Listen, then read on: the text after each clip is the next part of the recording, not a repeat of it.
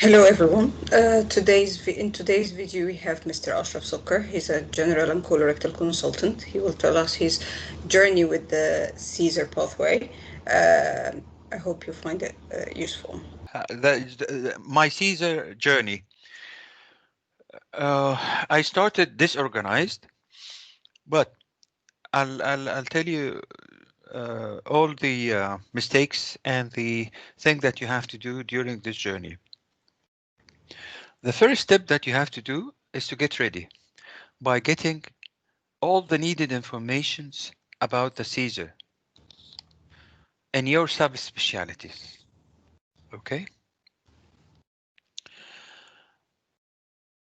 Now, the CESR evidence, they only focus in the last 5 years. Anything prior to that will not be valid, especially the lookbook, all right, and the publication. So if you are aiming for CESR, you have to focus on all the evidence required and see how far you are.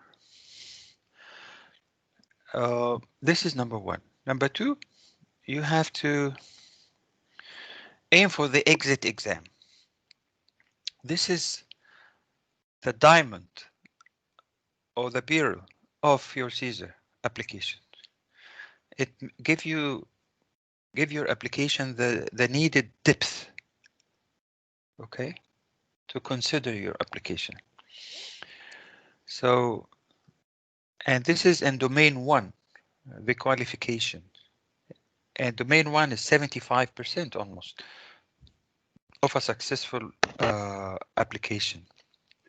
So exit exam is important. And to go for the exit exam, you need references. So you have to maintain an excellent relationship with your referee. Okay? This is mandatory. Do whatever it takes to make yourself mistake-free with the referee and be available and trustworthy and make them happy so that they can give you the references, outstanding reference, not an acceptable reference, an outstanding reference is required.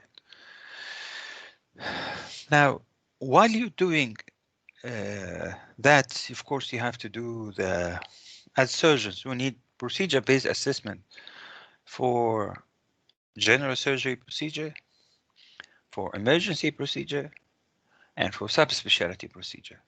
The number of each can be changing, so you have to check what the numbers required for this year and do them and try to make them 3 and above. Less than that is not acceptable. And also the case-based discussion in your subspecialty in general and in emergency as well. And be organized and get a big folder and put all the evidence stacked in files. I think now it's all online, I believe. Now, get them in file first, Oh yeah, and then you will scan then them. upload them. Yeah, I'll tell It will you be easier. I don't jump now to the COVID Okay. status because I'll tell you all my story later. Because I applied first, I'll tell you everything, Amira. Okay. Okay, so get them stacked in files, okay? And then you can, of course, upload them, scan them, and make them ready in scanned forms. But get the files in hand, the hard copy. Keep them handy, just in case you lose the computer or you'd like to amend something. And this is number 3. So we have gathering the needed information about your CESR. Aim for the exit exam with 4 outstanding references, and number 3 is the BPA and CBD, and number 4, you need 3 publications at least. If more, better, but 3 publications at least. One of them is entirely, you are the main author in one of them. The other 2, you can be participant. You don't have to be the main author. But again, you have to check if they have changed that or not. But this is how I applied. And number five or more presentations in national or international conferences. There could be poster presentation. There could be poster presentation of your already submitted publication. You know what I mean? Mm. Okay. So then number 6, you need more than 5 audit. 2 of them are complete. Circle audit. Number 7, which is a nightmare, the lookbook. Okay? Start making the lookbook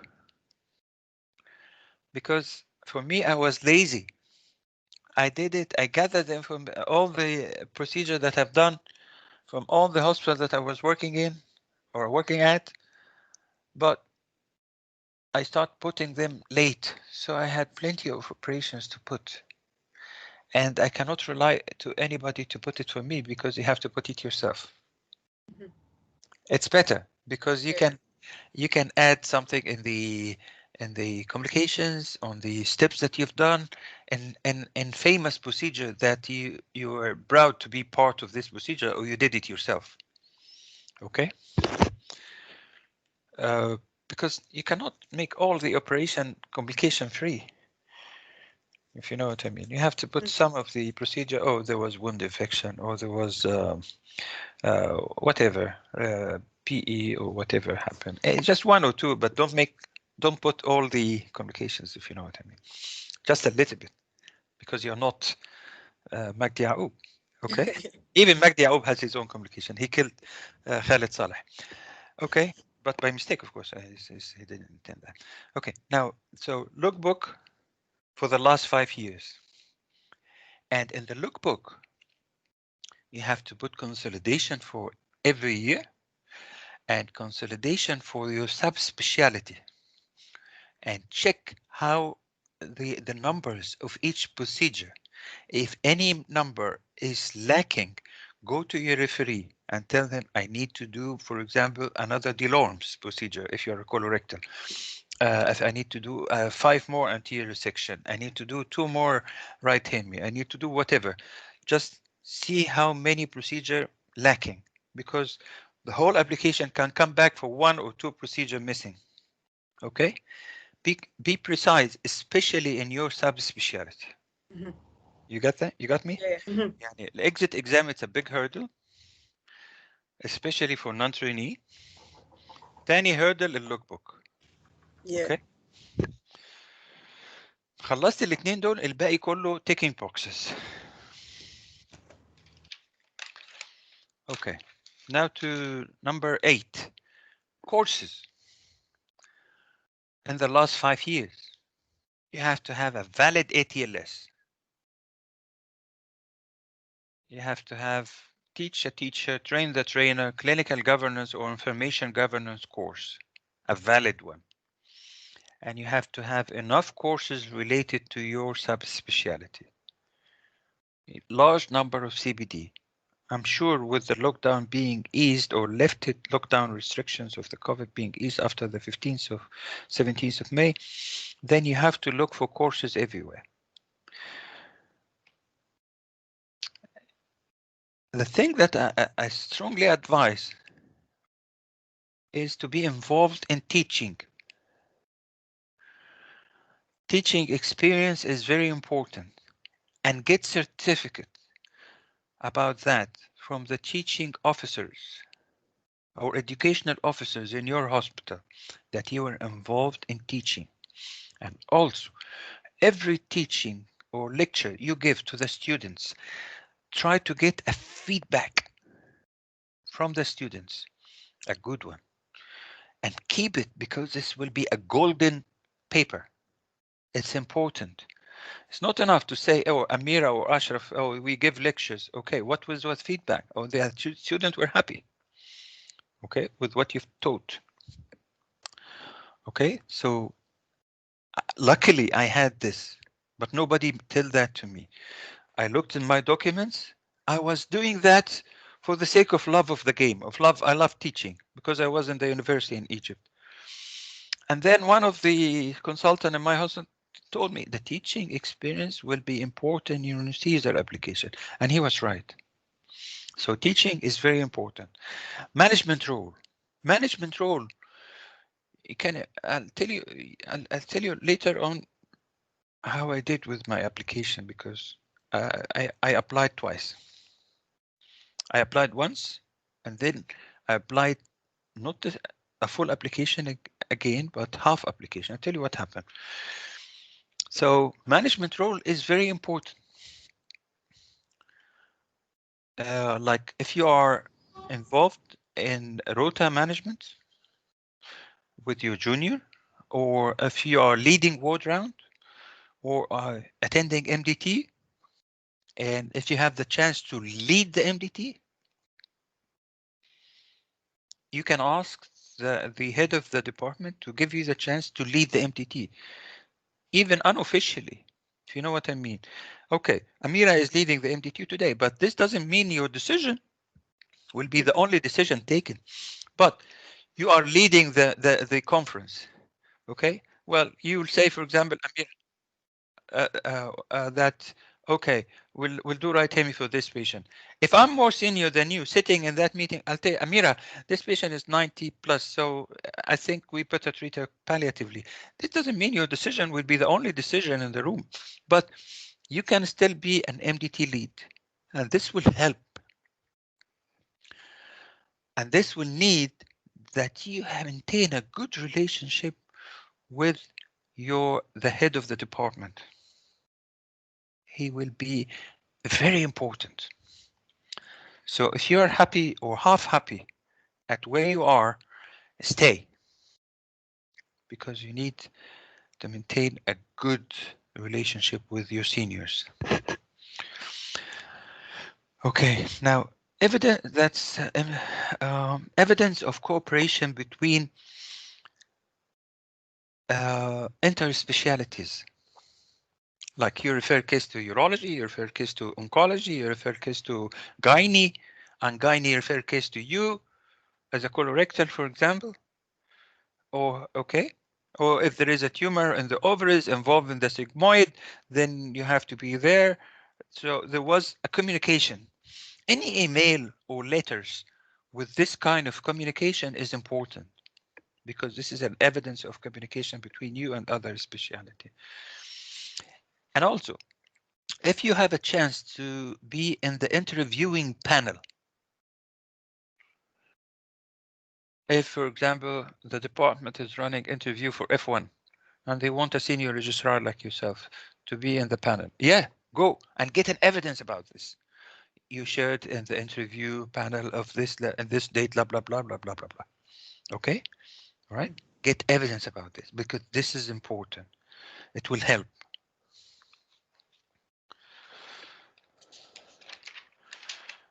Number 13, experience in tertiary hospital in your subspecialty. Maybe at some point, just before submitting your application, you need like a good few months, like 6 months at least, in a tertiary hospital. You can ask them for sabbatical, or if you are permanent at where you are, you tell them I need a sabbatical for 6 months. You go to a tertiary hospital and be there in your subspecialty. This will give a dips to your application. Also, you need appraisal and revalidation. Appraisal for the last 5 years and revalidation, and 360. 360 and all thank you letters or good letters from colleagues and from the patients. Keep it. Scan it. Okay. And I cannot stress enough that you have to maintain an excellent, super relationship with your referee and what we call verifiers. You have to have a verifier. Because I worked in five or four different hospitals, I was in good relationship, maintaining good relationship with the head / clinical director of each hospital that I was working in, because he was my verifier.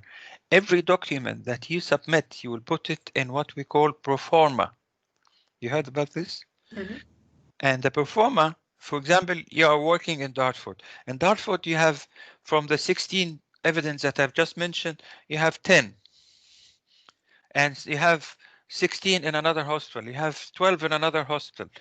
So all the evidence that you have just mentioned, they have to be verified. Now, before they used to sign every paper. No, nowadays they just see the document if he's really meticulous, but if he really likes you, he trusts you. Okay, I trust you. Yeah, he will sign the, what is that? Oh, that's you, you've been in the interview panel. Okay, this is your audit, this is your logbook, this is blah blah blah blah blah blah blah blah. He might look at the logbook because this is very important evidence. The rest is ticking boxes. So he will sign, okay? And then you will scan it and send it as a digital or a computer form in the computer, upload it in the computer with the COVID thing. And the last thing, which is actually the first one, you need a very good, not very good, an excellent CV according to the GMC requirements. Okay? This is in general. I'll tell you my experience. What happened to me? I got my exit exam after a struggle with the second part. May I ask how long ago you've applied? Yeah, I'll tell you. I started. I joined the hospital here where I'm working as a consultant. I came to UK 2007.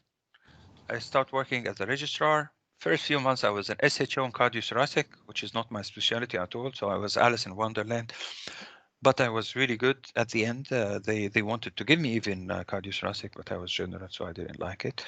So I joined the general post as a registrar in Northern Ireland, and then the specialty doctor breast in Scotland, and then got a lat post vascular. I'm making it a short story. It's a long story. In Pilgrim Hospital here, I hated the vascular. I don't like vascular, especially the consultant here. Vascular make me hate it more. But the colorectal and general liked me, and I liked them, and they knew that I'm capable because I came here as a consultant from Egypt, and I was working as a consultant in Saudi Arabia. So I had wide experience in general procedure, and I was trustworthy on the on call. I don't call them if they want to come, that's fine. If they don't, they trusted me, and I was okay. So I was treated as associate specialist, and they pushed me toward the exam. I started 2011 to go to do the exit exam. I passed the first one part immediately, just like that, because computer based, me and the computer, no problem. Now the second part is you and the examiners and talking, and the talking is not a skill that we learn in Egypt. Here, most of the British uh, doctors, they talk a lot, and they talk much better than us. They are British, and their English is much better than our English. Definitely, No, and they know how to win the game to of tell the talking. answer. To tell the answer, like how to say it in the way that it will be accepted. Yes. Even if you are very skilled at what you do, Yeah. they will appear more skilled than you because they talk better than you. But you have to overcome that with the thing that I will tell you about. Now, when they went to the second part, I failed the first time because of critical appraisal. Second time I failed because of I was general. So I had a few examiners were horrible. And the third time I had a very annoying guy in the critical appraisal again. He was asking me very silly questions to me, but it's important. So I knew that my weakest link point is the critical appraisal. And I didn't listen to the advice. So my advice to you guys in the for exit exam is to take what we call the Alpine course. Have you heard about it? Yeah. Okay. The Alpine course, that's in winter. That's very good course. and also the Manchester course. It's the same course in the summer at the same people. Mm-hmm. There is a whips cross course. I don't recommend it unless you are one of the 30 or a few candidate that they are being examined, not observer. Mm-hmm. I went there as observer. It was a waste of time. But being there as being examined in this course is good. But the best, of course, is the Alpine course. And the main advice is group study. Remember that, Amira. Mm-hmm. Group study. I hate group study, but it make the difference in the critical appraisal with me in the group study, because in the first few group study attempts, we were doing that every other day uh, to get critical appraisal for a paper we agreed on with three or four of us, and we meet like this, two online, okay, and we discuss a paper. You will do the discussion for this paper, for example, and I will do for another paper. I learn from you, and you learn from me. Maybe you will say a good sentence. Maybe I will say a good sentence. And we put the two sentences together, it will be much better, like joint forces. So I strongly recommend the group study for the second part, for the especially for the critical appraisal. I become like a philosopher. I summarize the critical appraisal books and how to read a paper. I summarize the statistics. I become very good in this. And then instead of the paper failing me, the fourth attempt, the paper was the reason that I passed. Because I have one of the clinical cases was transplantation, etc., and I'm not good in that. But I was like 12 points above the passing mark in the paper, in the critical appraisal. So I passed with enough safety margin. So I was happy with that. So I passed after the fourth attempt in 2012. So if I listened to the advice, I did a group study, I would have passed from the second or the third attempt. Or you could, my wife did pass from the first attempt because she was learning on me. And she went as a breast surgeon. So she was having a subspecialty and she did very well in that. Okay. So that's the thing. After passing the second part, I was keen to start working as a consultant. And I was keen to prove that I'm capable of working as a consultant. I ignored completely the CESR. I was happy to work as a consultant, and I enjoyed the game of being a consultant because I had enough to be a registrar.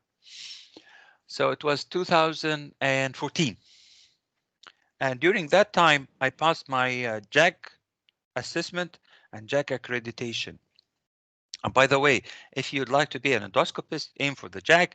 And even if you got the JAG, you still need a PPA procedure for colonoscopy. Believe it or not, I was shocked. I was shocked. I'm an expert endoscopist, and they wanted some PPA for endoscopy. I was going to say what? Anyway, I do. Anyway, so you keep that in mind. So any procedure you do, even colonoscopy or OGD, get a PPA for it. Okay. What else? I worked as a consultant colorectal 2014 and 2015, and then 2016 17 I was I had to move closer to home because I was away and my child and everything family wise I had to be closer to home. So I was working as a general uh, with a little bit of colorectal in a hospital in King's Lynn. And because I was there for almost 3 years, they I was going to be substantive. If you work 3 years in one hospital, then you can be substantive without the CESR. The CD there, or the clinical director, or the medical director of the hospital, even, I can't remember what was his title, he told me, Ashraf, you have to apply for the CESR. I was pushed, like Samir Ghanem. He was pushed, pushed into this dilemma. I think it's a dilemma as if you are getting engaged to a girl. You have to get the living room, the dining room, the kitchen, the oven, the curtain, the carpet, the wing, everything, everything. So A your lot mind, of preparation. exactly, and every money in your pocket has to be no, everything you think about has to be towards this direction, towards the marriage after getting engaged. So after involved in the Caesar, your life will be completely different. Even if you have a family, you have children, blah blah blah, you will see through them. You are busy thinking about any other things about this. So my advice is when you go into that, try to make it as quick as possible. Not like me. I had to submit because I got a warning. Ashraf, if you haven't submitted your application by July, your title will be in jeopardy. Nobody can touch my title. I work hard for it. So I submitted my application in July 2017. No, 18. 18. 18. Uh, you see, it was almost 4 years after getting my exit exam. That's too long. Mhm. That's too long. That's lazy from my side. So you don't have to be lazy. You have to be quicker than me. Um, and then when I applied, they replied to me after 3 months with a lot of requisite, uh, among which that they needed 12 months experience in colorectal because the last 3 years I was mainly general, pure colorectal. And they needed one more publication because I only submitted two. And they needed a few issues like management skills, like MDT lead, like interview panel, all these things. Uh, so I joined. I think it was will of God, توفيق من ربنا, and then before they replied to me, I got a post in a tertiary hospital in Plymouth, and the head of the colorectal department there, he was like fantastic. I told him this is. He told me, how far are you in the CESR? I told him the story, blah blah blah. He said we will help you, and then after 2 weeks from joining the department, I got all these things. He looked and said, "Oh, it's easy. We'll fix it. We'll help you with that." And they did. They put me in a research product and a publication, and the MDT there is rotational. So I had the chance to be an MDT lead, and I did a lot of resection there. There was before COVID started, and the number of procedure becomes low. But I did a lot of resection there. So my lookbook in colorectal becomes outstanding, and my whatever deficiency tip, they needed, I managed to fix it. So when I applied again, I got it. It's not a full application again. It was half application because the first application I submitted was the big box, like 10 or 12 kilos of paper before the, yeah. Mm. Uh, so the second application was the first application fulfilled the requirement for domain 1 and 3. Domain 2 and 4, they needed more evidence, which is the publication and the presentation. I did presentation in the Laparoscopic Association of Great Britain and Ireland, which is a good conference that you can submit, and it's in England, so it's not far, and they accept everybody presentation. So submit presentation there as much as you can. Get audit from colleagues that be involved in audit, be involved in abstract, be involved in poster presentation. Okay. Case presentation is not accepted, but can be accepted as a presentation, but not as a publication. Do retrospective study. It's easy. Okay. Mm-hmm. What else? So when I submitted again online, it was accepted. Okay. My advice also, not only to have to maintain a good relation with your referee and verifiers, you have to maintain a very good relation with your CESR advisor.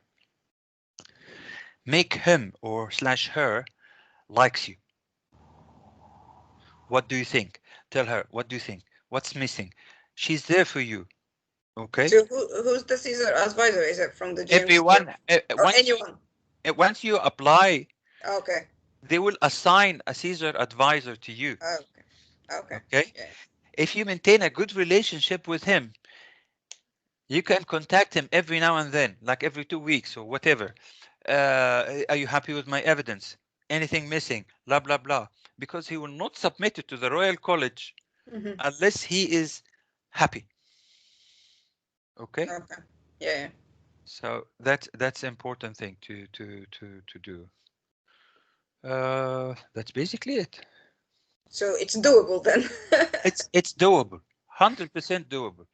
It's a lot of things to trick, lots of boxes to tick, but it's doable. So That's a it. question, when some people advise that, oh, if you're going through the CESR, then go to a hospital that will support you.